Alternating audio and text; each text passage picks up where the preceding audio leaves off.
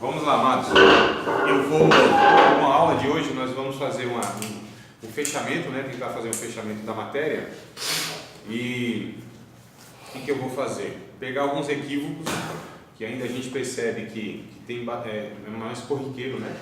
Nas igrejas, como ideias, conceitos, afirmações, e aí a gente vai falar também sobre os símbolos e seus significados, e aí a gente vê, inclusive, se faz uma recapitulação de tudo que a gente aprendeu, ou pelo menos de tudo que a gente ouviu e discutiu nessas aulas, nessas 7 aulas que nós tivemos, né?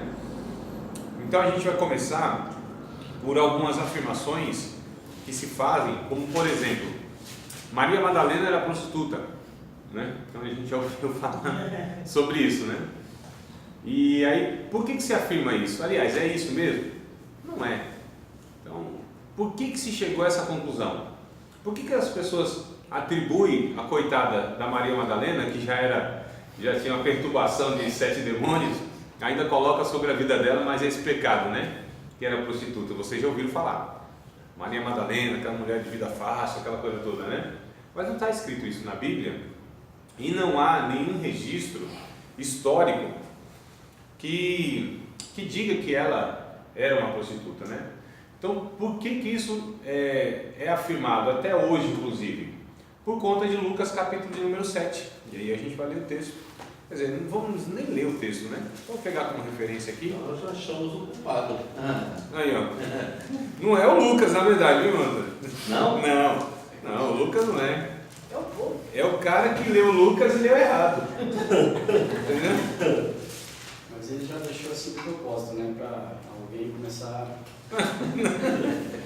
Ele deixou assim. O povo endoidar. Sabe o que eu me lembro mais de Madalena, pastor? É quando Jesus ia a cruz, ela pegou um pano assim, ó, e foi enxugar Jesus assim no rosto dele. E aí quando ela tirou o pano, saiu a foto de Jesus. Como é que não foi? Ele passa isso. Eu não achei isso aí na Bíblia. É o Não, estou falando que lembro dela. Assim, É o santo. Como que é o nome, meu Deus do céu, daquele paninho? Rapaz, tem um nome. Tem é um o dono nome. da Maria Madalena, né? Tem um nome. Na verdade, é Santo Sudário. Santo Sudário, né? Então tem essas questões aí. Mas vamos lá, vamos entender o porquê. Vamos entender o porquê que a gente chama de falácias, né? Isso são falácias. Quer dizer, como é aquela interpretação, por exemplo, do Lucas capítulo 10, que é do bom samaritano. De onde veio aquilo? Por que se afirma aquilo? Então a gente vai lá atrás na história e a gente vê, uma pessoa que ela adotou essa escola de interpretação alegórica, e isso vai perdurando. O assustador é isso, irmãos. É que uma coisa que aconteceu há 2000 anos atrás, mas ela tem uma continuidade, né? Vai se perpetuando. Porque isso que acontece, as pessoas elas vão repassando as informações e elas não averiguam. Então o Facebook hoje, isso não é novidade, né? O que acontece nas redes sociais, de você repassar boatos, fake news, isso não surgiu agora, isso é desde sempre, né? O ser humano ele tem esse mau hábito de repassar as coisas e não ter a prudência de averiguar se de fato é assim mesmo. Então aquela chamada peneira atribui acho que é Sócrates, ou é Sócrates ou é Aristóteles, um desses filósofos aí, os principais aí, né? Que é as 3 peneiras da sabedoria. Vocês acho que já ouviram falar, né? Que é bem conhecido, não? As peneiras da sabedoria? Não. Quando a gente recebe uma informação, então a gente precisa passar por essas 3 peneiras. Só passando por essas 3 peneiras, aí a gente decide se repassa ou não. Então a primeira peneira que tem que passar toda e qualquer informação é assim: isso é verdade? A primeira pergunta que a gente precisa fazer, né? Isso é verdade? Procede essa informação? Né? Isso é verídico mesmo? Qual é a origem disso? Então, acho que eu compartilhei isso no grupo lá, né? A respeito de não passar boatos lá. Então tem os passos, né? Então você vai seguindo aqueles passos lá. Questão de ler para alguém isso aí. Coisa boa. O professor me colocou, eu li. Prestou atenção na minha leitura. Aleluia, glória a Deus, coisa boa. Mas na verdade, isso. Grupo de WhatsApp ainda mais essas histórias de caminhoneiro aí, todo dia grupo áudio de caminhoneiro. Tudo, irmãos, que vai parar de novo segunda-feira. São assim, como as redes sociais, elas é uma terra de ninguém, é o faroeste, é a terra sem lei, né? Então Então ali quem quer põe o que quer, é igual a internet, irmãos. Então é uma fonte boa para você consultar, mas você precisa ver a origem, de onde veio aquilo, quem é que está afirmando aquilo, né? Tem base mesmo? Então a própria mídia, a grande massa, que são as televisões, elas mesmas muitas vezes noticiam muitas coisas que não é verdade, né? Existe lá uma tendência, existe uma notícia tendenciosa. Então você coloca o que você quer e da maneira que você quer, que é aquela janela de Overton. Nós não falamos, né? Eu sempre confundo, porque eu estou dando outras matérias e às vezes dá uma embaralhada, eu penso que eu estou falando de uma coisa, mas não é. Então eu não falei disso. A gente vai falar na apologética, ou seja, como que as pessoas são manipuladas. E aí o que acontece? Então a primeira peneira é essa: é verdade isso? Isso que a gente está ouvindo é verdade? Né? Isso serve para tudo, irmãos. Por exemplo, se alguém vir falar de uma outra pessoa para nós, a gente precisa perguntar: isso é verdade que você está falando? Isso procede? É isso mesmo? Então, Não é verdade, fiquei sabendo contigo. isso é. E eu acho interessante porque os crentes assim tem cada coisa, né? Os crentes conseguem santificar o pecado, né? Então fala assim: irmão, eu estou te falando, não é fofoca não, é motivo de oração. Motivo de oração, irmão, é fofoca mesmo, né? Então, quer dizer, estou generalizando, mas na maioria das vezes não é uma pessoa que compartilha com outro irmão, que é bíblico também. Vamos orar, né, por fulano e tal. Quando você vê a sinceridade e tal de duas pessoas querendo interceder por outra pessoa, mas é raro, né? É raro. Geralmente a gente vê essa má intenção, né? Essa malícia do coração, que é de propagar inverdades sobre a vida das outras pessoas. Mas e ainda que seja verdade? Não, então é verdade. Opa, se é verdade, tudo bem. Então vem a segunda peneira, né? A necessidade de eu passar essa informação, mesmo sendo ela verdade, então é a segunda peneira. A necessidade, né? É verdade, mas há necessidade de eu repassar isso, né? Então a segunda peneira. Não, até tudo bem, há uma necessidade, né? Até algo que eu poderia passar. Mas vem a terceira peneira. Se fosse ao meu respeito, eu gostaria, né, que outra pessoa repassasse isso. Então, primeiro, é verdade? Há necessidade? E a terceira, então, eu gostaria de fato que repassasse isso se fosse ao meu respeito? Olha só. Então a gente precisa, passou por essas três peneiras, aí sim. Então eu gostaria, não teria problema se passasse essa informação ao meu respeito? Então eu também faço. Que é o princípio de Mateus 7,12. Mateus 7,12. Vou até marcar isso aqui, escrever, porque eles postam no Facebook. É importante. Três coisas importantes. As três peneiras da sabedoria, sim. Se vocês me lembrarem, eu até passo lá no grupo. Tá? Vou lembrar, né? Me lembra lá, irmã. Me lembra lá que eu... essas coisas. Claro, não, isso aqui é uma regra. Uma regra. Isso é uma regra, até uma regra ética, né? Mas é uma regra que, se a gente seguir isso na vida, a gente vai evitar um monte de calúnia, um monte de, essa questão, irmãos. Muitas vezes, na imaturidade das nossas convivências comunitárias de fé, há essa verdade que as pessoas elas têm medo de confessar pecado umas às outras por conta dessas questões. As pessoas têm dificuldade, não têm maturidade para você guardar segredo, não é? Então isso, quando a gente lida com o obreiro, existe uma ética, tem que ter uma ética muito forte ministerial, porque até a lei, inclusive, ampara o sacerdote. Um criminoso pode vir confessar a ele o pecado, ou o crime lá, né, para o pastor, o padre, quem quer que seja lá, o sacerdote religioso. Essa pessoa está amparada pela lei para ela não passar isso adiante, ela pode guardar aquilo consigo, né, e ela não é cúmplice, nada, porque a lei, inclusive, ampara ele nessa questão. Então, assim, a gente precisa ter a maturidade, a Bíblia vai ensinar sobre isso em várias passagens, tanto no Antigo quanto no Novo Testamento, sobre essa questão de você... Tem provérbios, tem muito, né? Muitos provérbios que falam sobre o mexeriqueiro, né? Mexeriqueiro não é a pessoa que trabalha na feira, não, que vende aquela fruta, né? Mexeriqueiro é o fofoqueiro, aquele que, vai alimentando, vai fomentando a questão dos boatos, né? Então, isso a gente precisa tratar muito bem. E as redes sociais, então, vêm só para mostrar aquilo que é uma realidade e potencializou isso. E gera um tumulto terrível, né? Porque isso. Tanto é esse fato dos pastores se pronunciarem a respeito da paralisação dos caminhoneiros. Você viu que o Silas Malafaia, ele acabou com a vida dele, depois dele ter gravado um áudio Isso aí vai, só vai compartilhando. Isso, a falta de prudência, né? Prudência, né? É. Vai compartilhando e virou um negócio assim que acho que ficou até meio difícil para E eles. para desfazer o estrago da palavra. Não tem como, não tem como, é impossível. Olha só, nós temos, irmãos, uma recomendação de Tiago no capítulo 3, versículo de número 1. Ele diz, olha só, não queirai ser mestres, porque vai receber mais duro juízo. E aí ele vai falando que é necessário que o mestre, o cristão prudente, o obreiro muito mais, ele precisa refrear a língua, irmãos.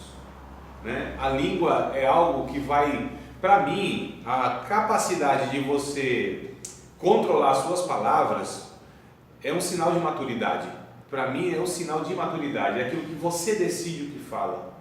Né? Não é a pessoa levada pelo impulso, não é a pessoa levada pelo momento, não, é a pessoa que se reserva no que se fala. É aquele que tem a capacidade de falar na hora que se deve falar, como se deve falar, a quem se deve falar, o tom que se dirige a essa pessoa. Então tudo isso vai mostrando que a pessoa é madura, quando ela controla a língua, porque é o que Tiago diz. Tiago diz, né? Quem é maduro então tem freio na língua, né? Então é um negócio muito interessante. E a gente vai percebendo que essas coisas vão propagando. Então a pessoa. Bom dia, toda. Antes tarde do que nunca. Louvado seja Deus, hein? Não vou pagar o mal por mal, não, mas me deu uma vontade de. Aleluia, glória a Deus. Louvado seja o Senhor.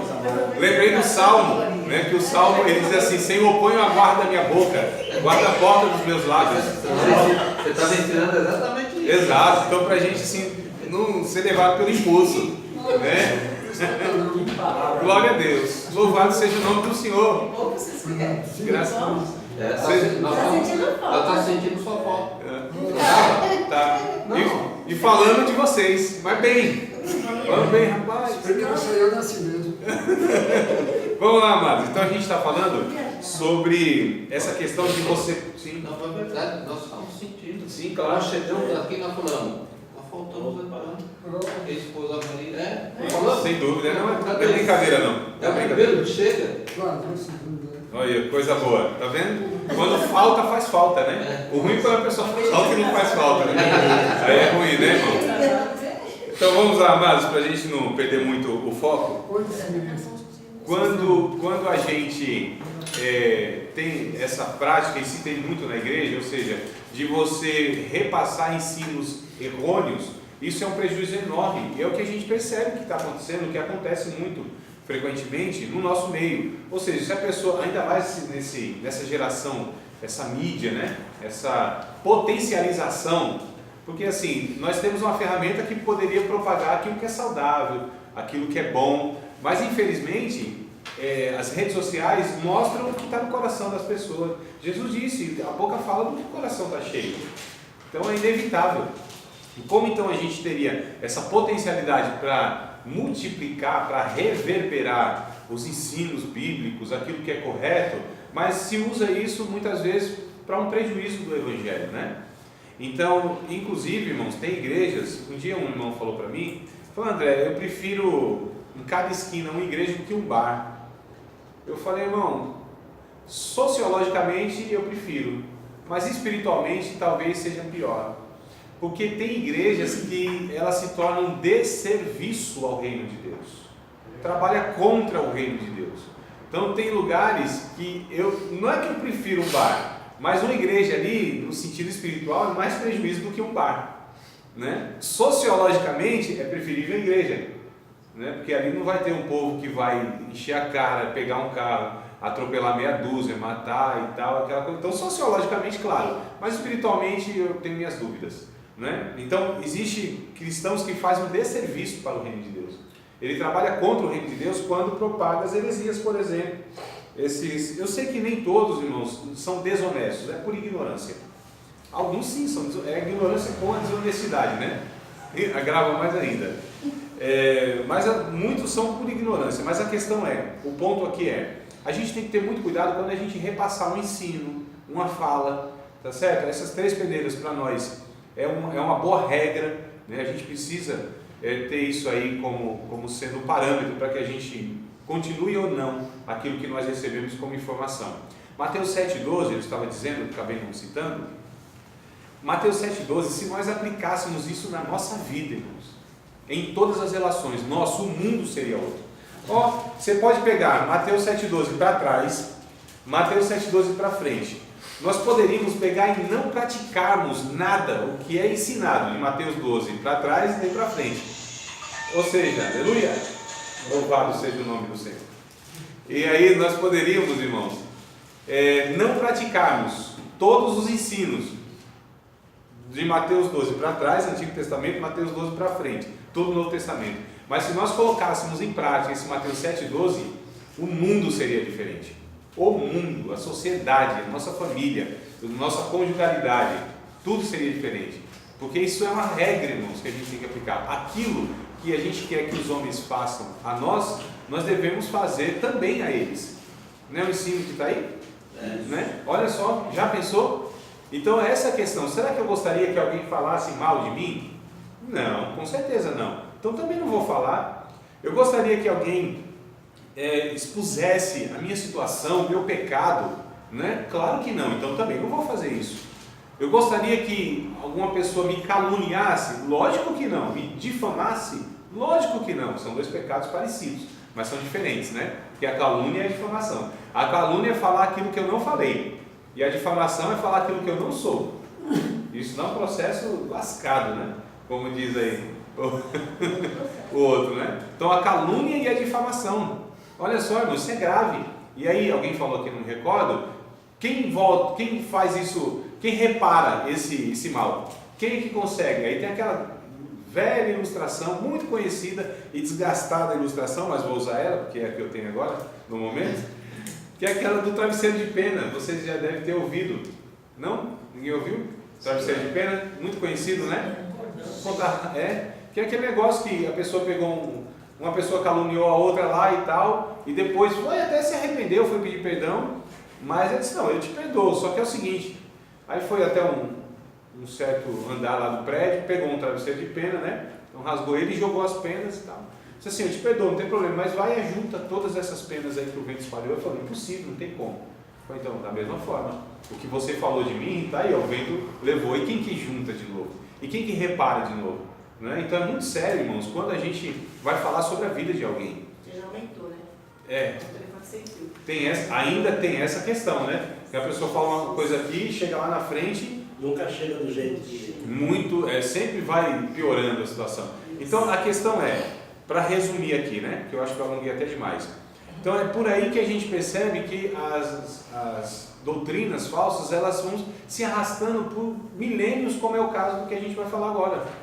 Milênios, irmãos, por conta disso, de as pessoas não averiguarem, não terem prudência e cautela. O capítulo de número 7 de Lucas, o versículo de número 36, nós não vamos ler não, é só a referência, tá? Do 36, né, até o 50, vai falar sobre uma pecadora que ungiu os pés de Jesus. Um detalhe, Mateus fala de uma pecadora que teve esse mesmo ato, Marcos fala também, João também fala. Os três estão falando de uma mesma situação, de uma mesma mulher, tá certo? Olha só, Lucas, embora seja um relato muito semelhante, não é a mesma pessoa. São 7:36. Não é a mesma pessoa, irmãos. Nossa, quando a gente lê assim, fala, não é a mesma pessoa, porque o ato foi igual. Quando a gente pega lá, por exemplo, João capítulo 11, se não me falha a memória, capítulo 12, né? A gente percebe lá que a mulher fez a mesma coisa. Jesus estava lá, ela pegou um vaso lá ungiu os pés de Jesus, aquela coisa toda. Mas esse de Lucas não é a mesma situação, a mesma pessoa, não é a mesma ocasião dos outros três evangelhos. É muito semelhante.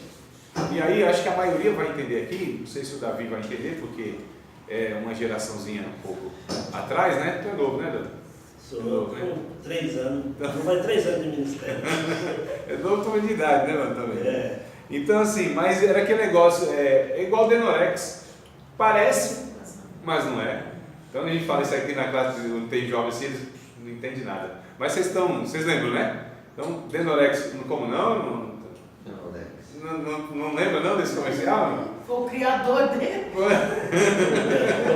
Parece, mas não é, né? Ou seja, algo muito semelhante, mas não é. Então essa passagem aqui, irmãos, ela parece ser é a mesma das outras, mas não é.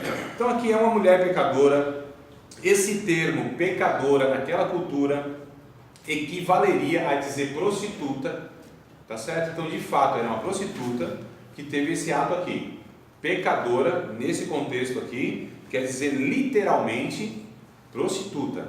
E aí o que acontece? O Papa Gregório, eu acho que foi o quinto, Gregório V, lá no século V mesmo também, ele expunha, né, as escrituras capítulo a capítulo. Então o sermão de uma semana, capítulo tal, outra semana, capítulo tal. E aí o capítulo 7 então, ele falou a respeito aqui dessa pecadora, que é de fato uma prostituta. E aí então na semana seguinte ele foi pregar o capítulo 8. Aí o capítulo 8, verso 1, né, até o verso 3, vai falar de algumas mulheres que sustentavam inclusive o ministério de Jesus. E entre elas, essas mulheres financeiramente elas sustentavam o ministério de Jesus. Olha que coisa interessante. Dá certo pegar para os seus maridos, mas eram elas que... a mulher mais desprendida do dinheiro, né, irmão? Então Deus até usava essas mulheres aqui para aí abençoar o ministério de Jesus financeiramente, né? Até algumas pessoas desconsideram o dinheiro, mas o dinheiro na vida de Jesus ele está presente. Eu acho que até nos vídeos hoje é assim. A respeito do quê? Do dinheiro? A respeito do dinheiro. Sim, claro que é. O dinheiro é considerado algo, irmão. Nossa, quando fala dinheiro da igreja, ou vai para um extremo ou vai para outro extremo, né? E geralmente é um extremo prejudicial que a gente vê como se lida com o dinheiro tão mal, tão mal. E é um assunto altamente espiritual. O dinheiro é altamente espiritual, né? Existe, quando a gente vai mapear o corpo, a anatomia espiritual, né? A gente vai mapear essa anatomia espiritual, no caso do corpo humano, a gente percebe que existe um nervo que é mais sensível, né? O nervo exposto, aquele quando você toca nele, tem aquele negócio, que é o nervo que liga o coração ao bolso. Né? Então, isso é uma sensibilidade enorme, né, irmão? Falou de dinheiro, a gente já vê aí como que as pessoas, o dinheiro revela muito, como a gente lida com o dinheiro revela muito de nós, isso é um fato. Mas o dinheiro é altamente espiritual, falta na verdade esse equilíbrio, maturidade e doutrina bíblica para lidar com o dinheiro da forma como a Bíblia apresenta, né? Então infelizmente a gente vê aí um extremo muito perigoso. Mas o capítulo 8 então vai falar de algumas mulheres que sustentavam o ministério de Jesus. E entre elas, aí o verso de número 2, está a Maria Madalena. Então, o que esse sujeito concluiu? Essa pecadora, no capítulo 7, que é uma prostituta, no caso, era a mesma Maria Madalena, que está aqui no capítulo 8. Então, ele ligou, né? O capítulo seguinte fosse a mesma pessoa. E ele pega em outra passagem que Maria Madalena teve 7 demônios que foi expulso. Então, essa pessoa fez essa ligação e deduziu isso e concluiu isso. Ou seja, em um sermão mal pregado, que foi o caso do Papa Gregório, ele prega um mau sermão e isso foi se propagando até hoje. Olha, a gente está falando de mais de 1500 anos, irmão. Perceba então a gravidade que se tem uma mensagem mal pregada, um ensino que ele é passado de uma forma errada, o poder que ele tem de se perpetuar, de se espalhar, muito grande. Então é por isso que a gente está incentivando aqui essa cautela, de você afirmar qualquer coisa que você investigue, que você tenha certeza, que você tenha base, né? Que você de fato tenha tido as evidências que aquilo que você vai passar tem uma base bíblica sólida. Você pesquisou, você examinou as escrituras, não apenas leu superficialmente, que é o que está escrito em João 5,38 ou 39, alguma coisa assim. Jesus disse para examinar as escrituras. O examinar é muito mais cauteloso do que uma breve olhada, né? Do que uma leitura superficial. O examinar de fato é você ir mapeando, ir lá sondando, né? e se aprofundando. Então é isso que a gente incentiva. Então está aí uma falácia que a gente vê. Maria Madalena era prostituta? Não era. Isso não está escrito na Bíblia e não tem nenhum relato histórico a respeito disso. Isso é uma falácia que a partir então desse sermão foi se propagando até hoje. Outra questão que a gente vê o nome Jacó significa enganador. Já ouviram falar? Sim. Já falaram? Enganador. Mas não é enganador. O nome, quando a gente pesquisa, quando a gente vai estudar a língua hebraica, o Yaakov, que é o nome dele no hebraico, quer dizer suplantador, superior a outrem.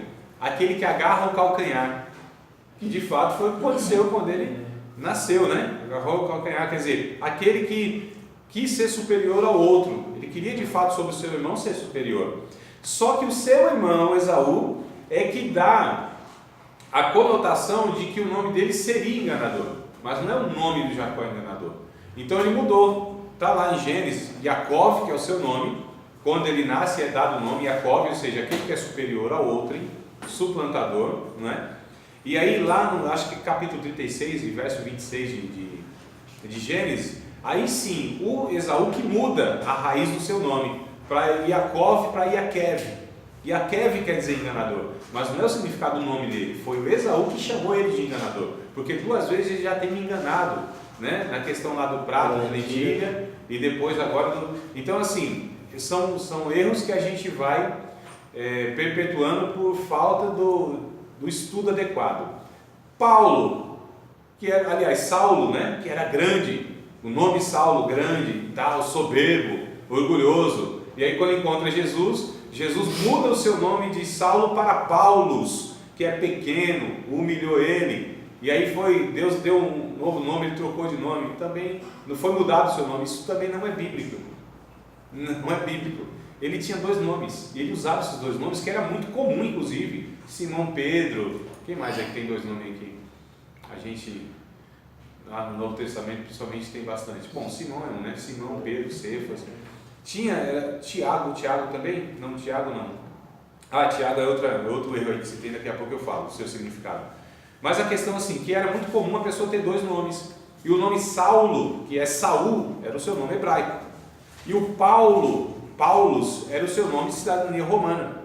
Ele só usa o nome Paulo quando ele sai dos judeus, né, de Jerusalém, de pregar para os judeus, e vai para o mundo romano. E aí ele começa a usar o seu nome, que inclusive abriria mais portas, o seu nome que era de origem latim, né, ou romana. Então, outra questão, o nome de Paulo não foi mudado, irmãos. Está certo? Ixi. Então, Não vai olhar, vai na Bíblia. eu estava assim, não tem, pode procurar que não vai ter nunca. E o que acontece? Aí, é que nem aqui, né, que esses libaneses, que como eu fui no meio dessas... Eles têm um nome lá, eles falam um nome, não sei como Sim, que é o nome de origem, né? Lá é Sapquat, aqui é Sam. Mas a portuguesa, né? Vai portuguesando o nome. Ou então os japoneses, os niseis, fazem muito isso, né? Aliás, os japoneses com seus filhos que nascem no Brasil, eles fazem muito isso. Dão um nome português, brasileiro no caso, mas tem o seu nome que é de origem oriental japonesa, né? Então isso é muito comum mesmo. Tá? Então tem essas questões aí. Então tem 2 nomes, eles usam um em uma ocasião e outro em outra ocasião. Então eu estava numa aula há uns 11 anos atrás, me lembro bem porque meu filho tinha acabado de nascer, e eu fazia um curso aqui em Santo André, na ET Lauro Gomes aqui, eu acho, né? Na ET aqui, Lauro Gomes. E eu fazia um curso lá, e eu lembro que o professor, não era a área dele, né? O cara que quer entrar na área dele vai falar besteira, né? E era um professor lá eu estava fazendo eletrônica, técnica eletrônica, e aí ele falou lá, perguntando o nome, primeiro dia de aula, perguntando o nome dos alunos, e querendo dar o significado dos nomes, né? Qual é o seu nome? Você sabe o significado do seu nome? Acho que ele tinha lido lá um livrinho de sonhos, tem um livro que interpreta sonhos e nomes, e significado. E aí tinha um camarada chamado de Diogo. Fala, Diogo, sabe o que é o seu nome? O que significa? Demônio, né? Demônio, capeta mesmo e tal. Né? Eu falei, rapaz. Não, de fato, se vocês pegarem livrinhos de significado de nome, pode ser que apareça isso mesmo, né? Aí ele falou assim: meu nome é Diogo Adriano. Adriano, príncipe das trevas. O nome é Adriano não, né? Príncipe das trevas. Se vocês pegarem esses livrinhos, vai estar esse significado, irmão. Aí eu falei, rapaz, eu vou ter que chamar esse professor de canto. Não quis expor ele, né? O professor e tal. Fiquei meio reservado. Falei, professor, eu estudo assim um pouco da língua grega e tal, e não tem significado. Ele não aceitou, meio soberbão, não quis, né? Achar que um aluno poderia ensiná-lo e tal. E aí eu falei, Diogo é de uma raiz, na verdade, hebraica, que tem o seu significado, de fato no grego Diogo, que vem de didáscalo, que é o mesmo de Tiago, né? Então Tiago tem uma vertente mais hebraica e Diogo, mas é mesma raiz lá. Então ensinador, didásculo. E Adriano não é príncipe das trevas. Adriano é aquele que nasce na cidade de Adria, lá na Itália. E tal. Então vocês percebam, amados, quando a gente vai propagando e essa possibilidade de falar um monte de besteira, né? Então a gente tem que ter muito cuidado das fontes que a gente consulta, né? Daquilo que a gente está passando aí. Então aqui são alguns equívocos que a gente percebe que é comum na igreja as pessoas falarem, e o motivo sempre é falta de estudo, ou estudo equivocado, que a pessoa pode estudar, mas tendo fontes erradas aí, né?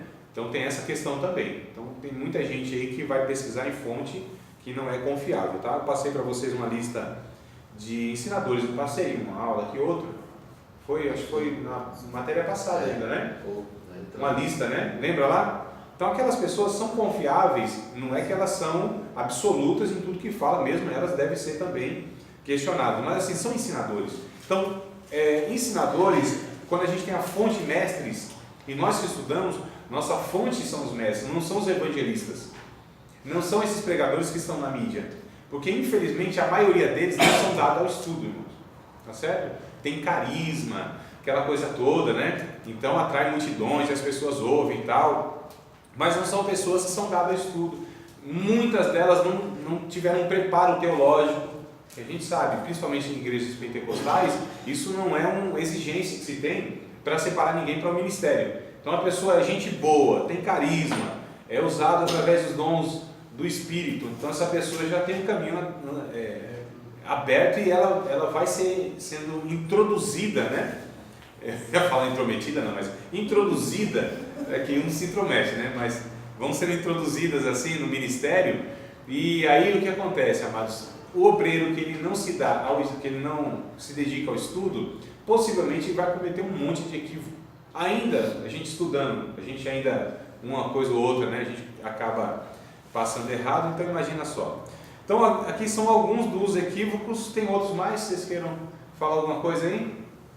Não?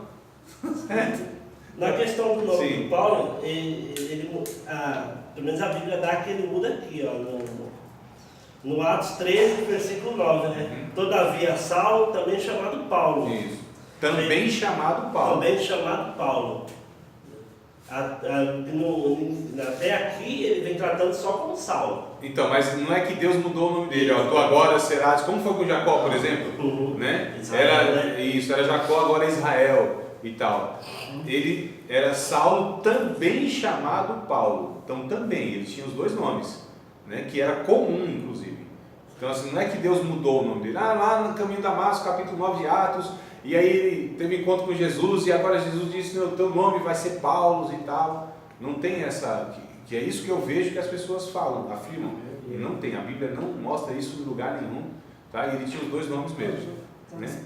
Abraão foi mudado para Abraão, Sara, aí tem algum significado. Sarai aí tem. Os nomes têm um significado, né? O Abrão, no caso, era pai elevado, pai das alturas, né? E depois foi chamado de pai das multidões, que é Abraão, né? Sarai também, minha princesa, foi mudar para Sara, que seria princesa, ou seja, ela geraria príncipes. Então existe na mudança dos nomes, quando o Apocalipse diz que o nosso nome será outro no céu, o que isso quer dizer? Que de fato e literalmente nós teremos um RG novo no céu? Não, irmão, não é isso. Inclusive a gente vai tratar sobre isso, seus símbolos e seus significados, essas expressões. Quando a gente vê que Deus mudou o nome, Deus mudou a história da pessoa, né? Deus muda a história, a partir dali Deus muda a história, muda o caráter, muda a trajetória, dá um outro significado para aquela pessoa, um outro rumo para aquela pessoa. Então esse é o sentido de nós termos outro nome no céu. Haverá uma mudança, haverá uma outra realidade. Não é que eu vou ser chamado de, hoje eu sou chamado de André e lá vou ser chamado de outro nome. Não é exatamente isso. Então assim, mas todas as vezes que Deus mudou o nome, ou colocou o nome de uma pessoa, é porque aquilo tinha uma designação, tinha um porquê. Muitas vezes era uma circunstância que estava ali no momento e era colocado, por exemplo, o nome de, quando nasce o último filho de Jacó, o Benjamim, na verdade a mulher, né, a mãe, colocou de Benoni, filho da minha dor, porque ali ela faleceu inclusive, né? Foi um parto que levou à morte, e ela colocou filho da minha dor. Aí o meu Deus, o Israel não foi? O Jacó, no caso, né? Ele falou, não, vai ser Benjamim. Não quero lembrar isso aqui como sendo, e esse filho não pode ser o filho da minha dor, é o da minha alegria.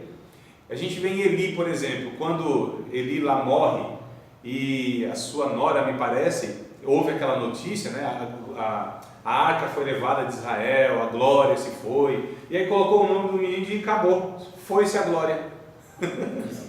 Então assim, E acabou foi tudo agora. e acabou, né? E acabou. E Cabode, quer dizer, foi-se a glória, o nome do menino, porque era circunstância, então tinha muito disso naquele tempo, né? Dependendo das circunstâncias, ou que aquele menino ia ser, segundo a profecia, ou o próprio desejo dos pais, então colocava-se o nome, tinha um significado, cada nome tinha seu significado, diferente hoje, a gente coloca o nome dos nossos filhos, assim, sem saber o mínimo, né, do que significa aquilo. Então, hoje não há essa preocupação, mas antes não, todos os nomes tinham um significado. É por isso que quando a gente vê nome na Bíblia, muitas vezes designa a missão da pessoa, a origem da pessoa, a natureza da pessoa, as características da pessoa. Então os nomes bíblicos têm esse significado, têm esses significados, né? Gabriel, por exemplo, Miguel, a gente fala assim, então são anjos machos, né? Porque o nome não é masculino, Gabriel, Miguel, mas não tem nada a ver. Tanto o nome Gabriel quanto Miguel, ele tem um significado que vai designar características desse ser angelical, né? Miguel, quem é como o Senhor? Quem é semelhante a Deus? Miguel, ou seja, é um anjo poderoso que representa a glória de Deus de alguma maneira. Então Deus, ele, aliás, eu vi um pregador, não vou falar que é Marco Feliciano, porque é falta de ética, afirmando, é figura pública, fala besteira, a gente também tem que falar as besteiras que ele fala, né? Ele e mais outros aí. Então quando eu cito o nome, irmãos, não tem nada pessoal, tá certo? Porque essas pessoas representam o que elas falam. Então, quando você fala de nome, você liga o que essa pessoa fala, né? Se eu estivesse caluniando alguma coisa, não, mas são pessoas que... E eu até considero irmão de Cristo. Eu não estou nem dizendo que não é salvo, eu só estou dizendo que fala um monte de besteira, tá certo? Então, dificilmente eu vou citar nome, mas de vez em quando eu vou sim, não tem nada não. Porque eu estou ligando aqui essas pessoas que elas têm grande influência.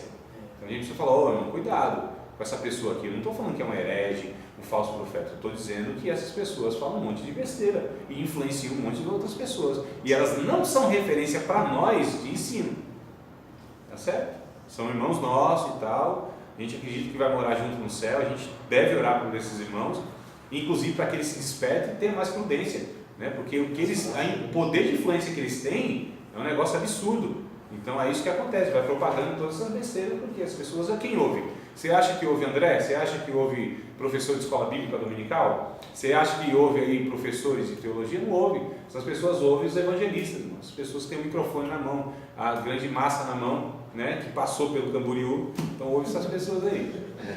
Eu vou lá ainda. Vai lá. Eu vou passar lá. Diz que todo cristão que se preze faz a peregrinação, né? Como um bom muçulmano vai a Medina, então os cristãos pentecostais têm que ir a Camboriú. Se fosse assim. É a peregrinação, né? Que tem que ir. Eu quero ir em Camboriú, mas nas praias, irmão. Viu? Eu quero ir em Camboriú, mas nas praias. Eu acho melhor do que o evento lá que se faz na cidade. Mas vamos voltar aqui, amados. Então, por exemplo, eu já ouvi até o próprio Marco Feliciano falar, e pega lá o texto de Salmo, e qual que é a afirmação dele? Que quando Deus criou o tal do Lúcifer, né? E aí ele quis ser maior do que Deus, aí naquele momento quem que Deus cria? Cria o Miguel, né? Ou seja, um anjo, né? Que é equiparado a ele em poder, e aí coloca, ó, quem é semelhante a Deus? Então, Lúcifer, você quer ser igual a mim? Aí criou um ser, inclusive, para abatê-lo. Uma elaboração até que logicamente faz sentido, mas só que o problema não é bíblico. O detalhe é esse, não é bíblico, não é? Então Miguel tem significado, Gabriel tem outro significado, mas designa características do ser celestial no caso, e os nomes então também. O Sansão, por exemplo, e outros mais, né, mano? Foi colocado o nome, o próprio Jesus foi colocado o nome de Jesus, foi dado essa ordem para os pais. O nome dele será Jesus, né? Que quer dizer Salvador, que é o mesmo nome de Josué. Jesus é o mesmo nome, Yeshua, só que lá é traduzido como Josué, né? E Yeshua aqui como Jesus, mas é o mesmo nome, é o mesmo significado, Salvador. Olha só. Então a gente percebe, amados, tem muitas falácias, muitas coisas que são faladas e não tem sentido não. Mas vamos partir então para os símbolos, né, seus significados. Aliás, deixa eu recapitular a última aula que eu estou lembrando aqui. Eu falei para vocês de sinédoque, de símile, de prosopopeia, lembra disso aí? Vocês anotaram? O negócio tem que anotar, não? Quem vai lembrar um negócio desse? E esses palavrões ainda, né? Sinédoque, prosopopeia, está gravado, né? Celular. Irmãos, e o que eu falo é igual Jesus, tá? É abertamente, está gravado e está lá no canal público, né? Um canal público que todo mundo tem acesso. Então, o que eu falo, eu me responsabilizo pelo que eu falo, juridicamente, inclusive, se for o caso. Glória a Deus. Porque eu tenho pelo menos 2 alunos aí que vão me amparar nesse sentido, se for o caso. Ou não, né? Mas vamos lá, mano. Prosopopeia. Ou não, né, mano? Eu nem vou citar nome aqui para não expor. Então o que acontece? Prosopopeia, símile. Eu falei de símile, que é aquilo que é semelhante, mas eu acho que eu não dei o exemplo de Apocalipse, né? Não? Apocalipse 1, 13 e 16. Dei o exemplo? Então, olha que coisa boa, só que alguns não lembram. Mas talvez eu só citei a referência e não falei, não viu? Aqui. Talvez aí mais atenciosa, não? Não? Colocou um semelhante ao filho do homem, seu rosto como o sol, cabelo como o branco, olhos como chamas de fogo. As meninas, elas são mais dedicadas aqui, viu? O negócio aqui com os homens. Só por essa Né? As meninas, a gente está percebendo aqui que... Mulher tem mais cabeça que homem. Então vamos lá. O como aí é o que vai definir o que é semelhante, o que é símile. O como não é exatamente, é aquilo que é parecido, é que se aproxima, né? Então quando a gente percebe, por exemplo, aí, o seu rosto é como o sol que brilha ao meio-dia, os seus olhos são como chama de fogo, da sua boca saiu uma espada, né? Afiada como que de 2 fios, seus pés era como se tivesse sido refinado numa fornalha. Então essa palavra como é o que vai falar que é semelhante e não é exatamente aquilo, ou seja, não pode ser tido como literal, e sim como algo que representa. E aí vem os símbolos. No mesmo texto, inclusive, do capítulo 1, está dizendo, nesta visão, a gente tem que tomar muito cuidado, porque nós não fundamentamos doutrina, não afirmamos doutrinariamente, né? Não fazemos afirmações com textos onde contém visões, tá certo? Sonhos, né, que são relatados, figuras, livros poéticos, gênero poético, que são pelo menos 5, né? Provérbios, Salmos, Cantares, Jó e Eclesiastes. Então esses 5 livros são chamados de livros poéticos. Pegar esses textos para basear-se em doutrina tem que ter muita cautela. Não é que não pode, mas tem que ter muita cautela, porque aqui não é um gênero literário, tá certo? Há muitas figuras. Por que o Apocalipse é uma dificuldade enorme para os cristãos? Os cristãos, eles evitam o Apocalipse, tanto a exposição quanto o próprio estudo, né? Porque, nossa, aqui é difícil demais. Não, pelo contrário. Foi escrito o Apocalipse desta forma, ou seja, usando esses símbolos e figuras, justamente porque os cristãos na época entendiam claramente. É o contrário de hoje, né? Então, nossa, Apocalipse é um livro assim, de mistério, um livro, né? A gente tem até medo. Pelo contrário, irmãos, Apocalipse foi escrito para que os cristãos tivessem esperança, segurança, tivessem paz, porque para nós o Apocalipse é uma mensagem de segurança mesmo, onde nos tranquiliza, porque Deus está no controle dessa história, e Deus não perdeu as rédeas da história. E Apocalipse mostra que no final de tudo, Deus, que é soberano, Ele vai concluir a obra que Ele pretendeu desde antes da eternidade. Então está tudo tranquilo. A igreja, irmão, não se apavora com convulsões políticas, econômicas, né? Com essa turbulência que passa a humanidade, desde que a humanidade é a humanidade. Fala, nossa, mas está ruim o negócio. Não sei que teve ruim. A gente pega a história bíblica e a história chamada secular, sempre houve guerras, sempre houve todo esse desmantelo que existe hoje. Violência sempre houve. É claro que se a população vai aumentando, em proporção também aumenta. E se a informação ela é mais acessível, a gente fica sabendo de mais coisas, né? É claro, mas sempre aconteceu. É que hoje a gente sabe simultaneamente a desgraça que acontece no mundo, ao vivo inclusive. Às vezes, irmãos, nós temos notícia aqui no Brasil, o que está acontecendo no Japão, muitas vezes antes mesmo do que o próprio japonês saiba. Olha só que coisa assustadora, mas sempre houve, então não é novidade nenhuma, sempre existiu essas coisas. E aí a gente não se apavora, essas coisas não nos alarmam, né? Não é uma coisa que a gente fica escandalizado. A gente sabe de tudo desde o começo, irmãos. A igreja de Cristo tem o conhecimento de tudo o que vai acontecer. Nós temos a segurança, a gente não se apavora, não é caso para nós de sensacionalizar, né? Então acontece alguma coisinha, é o fim do mundo, meu Deus do céu. Ô André, será que é o anticristo esse aí que está aparecendo? Não sei aonde. Ô André, aí a gente tem várias perguntas dos alunos, né? Ele fala, nossa, não é assim, meu amado. Não, querido, não, mas você viu lá que apareceu uma trombeta lá no céu de Jerusalém?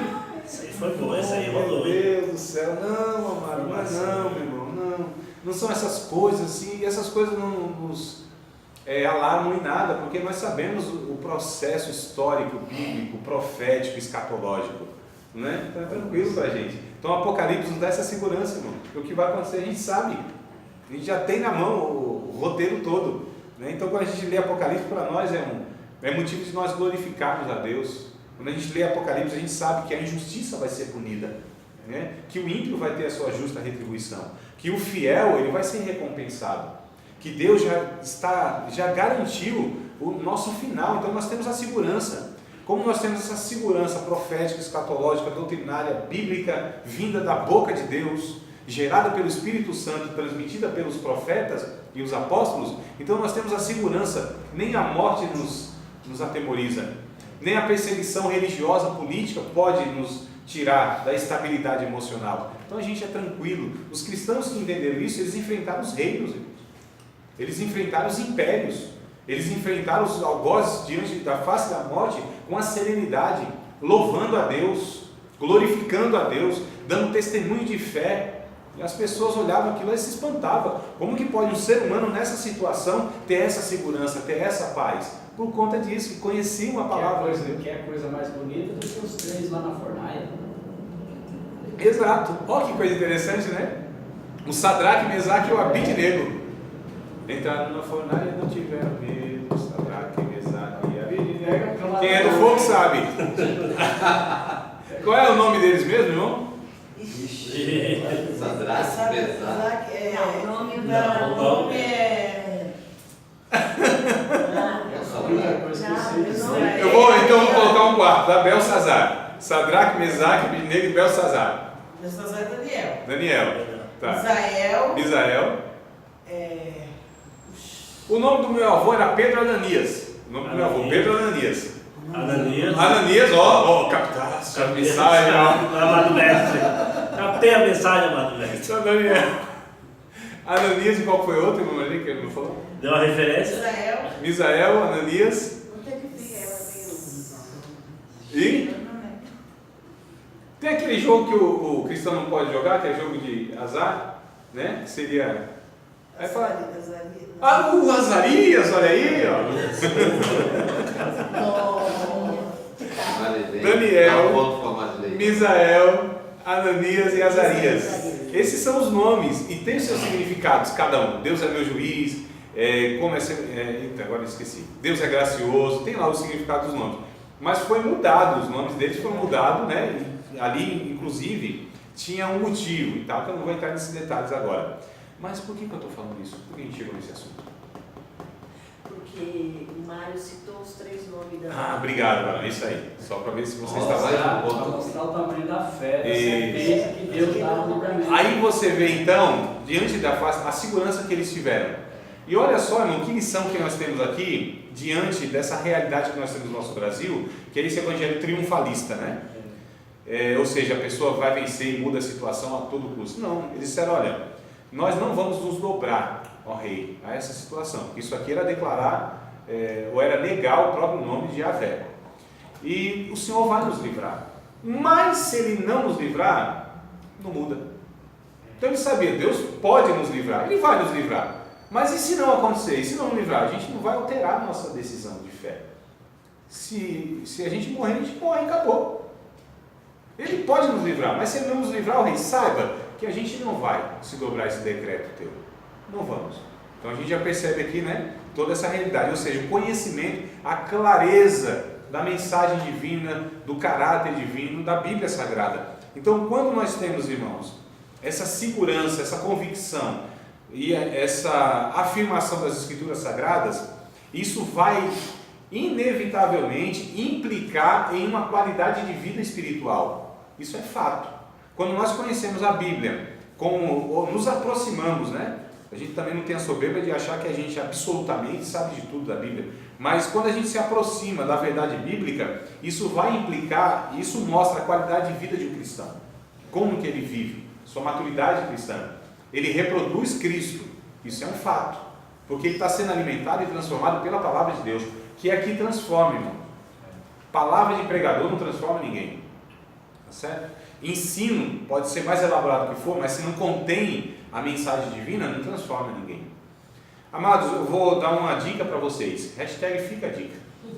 É o seguinte: toda mensagem que vocês ouvirem na igreja, todo ensino que vocês tiverem, seja de teologia, de palestra, de qualquer forma, quando vocês recebem, ouvem esse ensino, se vocês não são provocados, desafiados a mudarem de vida, se vocês, após ouvirem isso, o coração de vocês não apertarem, sabe, ficar apertado assim, sentir a miséria, o pecador que vocês são, que nós somos, se a mensagem, o ensino que a gente ouve não nos provoca, não nos estimula a mudar de vida, a desejar mais a Cristo, essa mensagem não provém de Deus, não é gerada pelo Espírito Santo.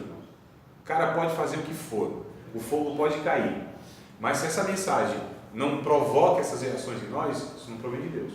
Toda mensagem de Deus, toda mensagem direcionada por Deus, pela vida de qualquer pessoa, de qualquer forma que for, tem que atingir o nosso coração, mudar a nossa mente, nos desafiar, nos mostrar o nosso pecado. Tem esses critérios, a gente vai identificando. Essa pessoa que falou, essa mensagem é de Deus mesmo? Porque, irmãos, os sinais não são evidências do que aquela mensagem ela é de Deus, a mensagem, o conteúdo. Ou seja, os sinais externos. Eu estou falando de milagres, hein? Estou falando de milagres, eu estou falando de sinais mesmo. Isso não valida a mensagem da pessoa. Aqui que está o grande mal nosso pentecostal, né? Que a gente acha que se a pessoa ela for usada por Deus, então valida o que ela falou. Tudo que ela falou, inclusive. E a gente já nem tem mais a gente não faz a triagem da mensagem. A gente não peneira a mensagem, porque se houve lá uma intervenção divina, miraculosa, extraordinária, então a gente abraça tudo que essa pessoa falou como verdade. E aí é o erro, que eu sempre digo para os irmãos: não é porque Deus usa uma pessoa que Deus aprova tudo quanto essa pessoa fala ou faz. Mas a gente não tem esse critério, infelizmente, né? Mas vamos voltar aqui então nos símbolos, figuras e seus significados. Na verdade, depois dos comerciais. Já. Entendeu? Estou falando a 53.